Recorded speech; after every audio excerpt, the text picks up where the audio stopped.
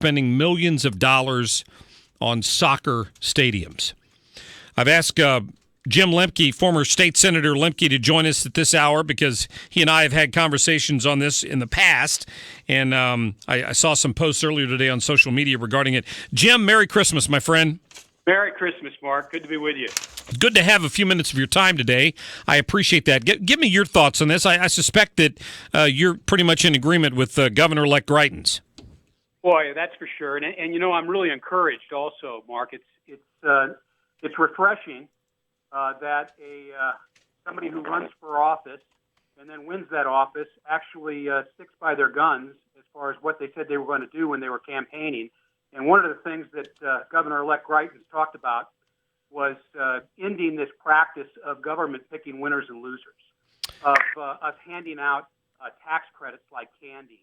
And over the last decade, we have, to the tune of $500 million a year, Missouri government has been picking winners and losers in targeted tax credits. So I was really encouraged when I saw that the governor-elect would come out public against this. And I certainly have had the opportunity to talk to people in the transition office over the last couple of weeks.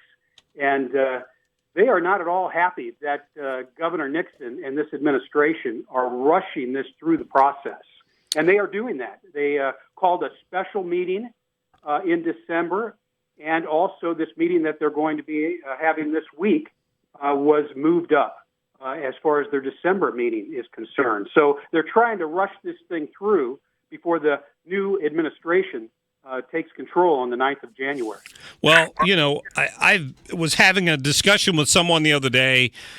Tim Jones was there. We were talking about a potential city-county merger, some of the issues surrounding that.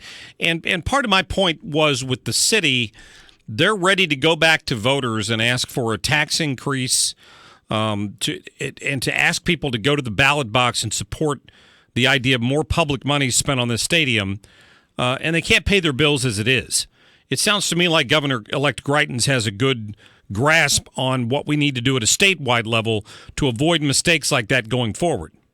Yeah, and I think we need to make it clear what the city of St. Louis is offering up. They are putting it before the voters, but it's $80 million in bonds to float bonds for this stadium. And then in the projections and the estimates that they've brought before the state Missouri Development Finance Board, they're actually asking for an additional $40 million in state tax credits. So, Mark, you're talking about $120 million of taxpayer money for a stadium that's estimated to cost $205 million.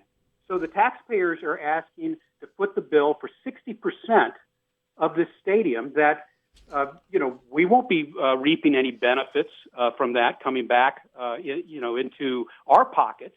You know, they always have these estimates of job creation and that type of thing. But if you look at Show Me Institute and other studies, they said that sports stadiums are not a good investment for taxpayers. And as Governor-elect Greitens has said, we have priorities in the state and local governments that we can't fund because we've been so careless, with the taxpayers' money.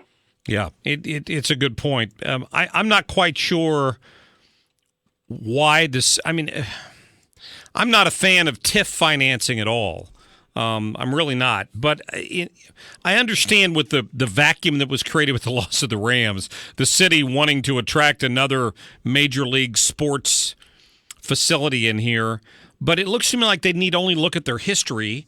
The empty dome that they have just down the street from where they want to build this, the practice facility that apparently they're still on the hook for out in Earth City, to realize that these things can be fleeting and you're still on the hook for all the money you've spent.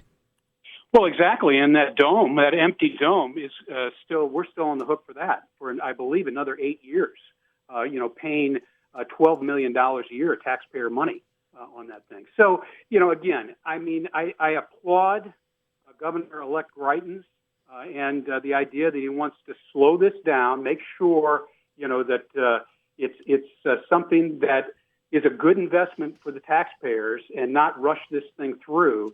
And quite frankly, I hope that the commissioners on the MDF board actually will vote, maybe to postpone this until the new administration comes through. I'm hopeful. I'd like to see that happen because I think that, we need to look at this thing and take a careful look at it. By the way, the property that this thing's going to be sitting on is currently owned by MoDOT. So I think we need to be able to. I think we need to be able to look at that. What kind of sweetheart deal are they getting from MoDOT, to buy the property? There's so many questions on this thing, Mark. We need to slow down and take a breath. I have complained about that myself because as I look at it on the map, it would alter the way I get to work, and I'm not happy about that. Well, again, these are big numbers, and the taxpayers, deserve transparency in the process. Whenever government, my experience serving 10 years in the legislature, whenever government moves quickly, it's usually bad news for the taxpayers. Yeah, that's a great point. Jim Lembke, listen, I appreciate you giving me some time today, and have a Merry Christmas and a Happy New Year. Hey, Merry Christmas to you, Mark. And my boss has introduced a bill that would actually abolish the Missouri Development Finance Board, who is the entity that they do the in-round on the legislature as far as, getting the legislature's approval. So this will be something that will be in the mix of things also when we get back in January. That is Senator Rob Schaaf, right? Senator Rob Schaaf, correct. Schaaf, sorry, I mispronounced his name. My apologies.